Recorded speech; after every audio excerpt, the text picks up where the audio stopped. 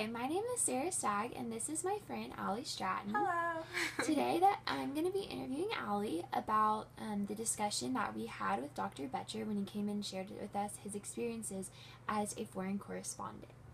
Okay, Allie, were there any new perspectives that you gathered from listening to Dr. Betcher about what it's like to be a journalist in his situation? Yes, definitely. Prior to Mr. Betcher's speech, I always thought of journalism just as writing, but being a foreign correspondent, he travels, and a lot of the stories that he reports on, it's really dangerous for him to attain the information that he needs and report on them. So I realized how dangerous the job can be, definitely. And I realized how much journalists put on the line for the American people, how much they go through just so that they have accurate, important information for everyone back home. And I definitely gained a lot more respect for the job. I've always wanted to be a journalist, but I guess I have a newfound respect for the profession. So, awesome. Thank you so much. What was the most surprising thing that he shared with what was the most surprising thing to you that he shared with us? Most surprising were a lot of his stories. The first story he told us, completely out of the blue, was just him being held at gunpoint. And I think at that point I looked around and everyone in the class was just shocked. Their eyes were big and everyone was just flabbergasted.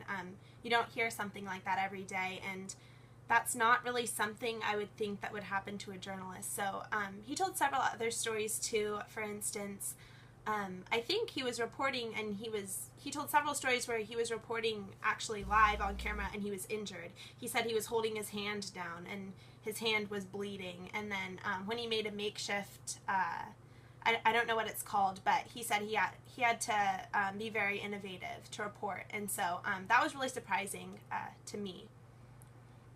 All right, same. I've very much felt the same way. It's crazy how up close and like he's just right there with all the action, gathering it, and really putting his life on the line for our country. So that really is amazing.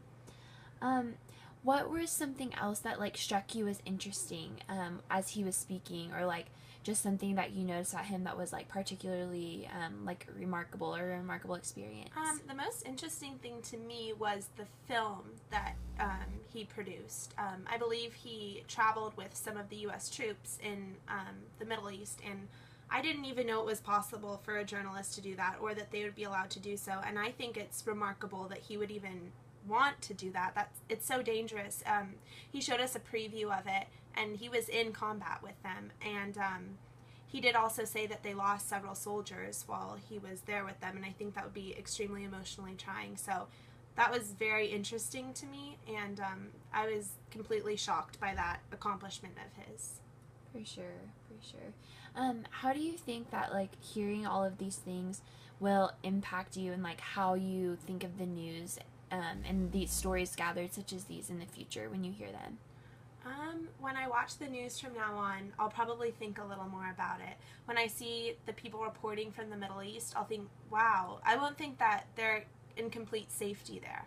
I'll think, wow, they're going through a lot. They're risking a lot to report these stories back to us. And as I said, I'll have a newfound respect and appreciation for them. So definitely. I feel like he definitely he gave us a new sense of awareness for sure. That's exactly how it was for me. So. Yeah, definitely. Well, thank you so much for your time. Thank you so much, Sarah. All right. Bye. Bye.